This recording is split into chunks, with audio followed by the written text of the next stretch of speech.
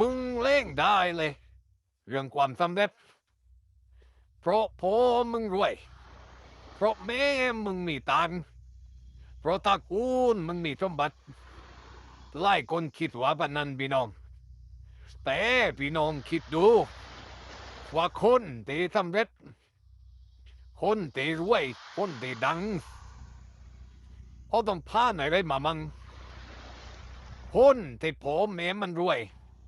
บางครั้งมันคิดว่าไม่ต้องพ่นควาย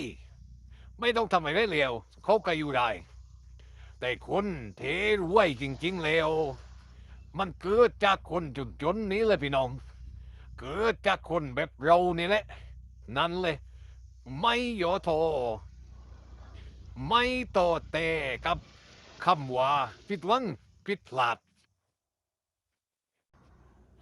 สู้กันไปด้วยกันพี่น้องคนตัดยางเรากระด้วยได้นุ่มทองแดงเล่งเร่เถื่อน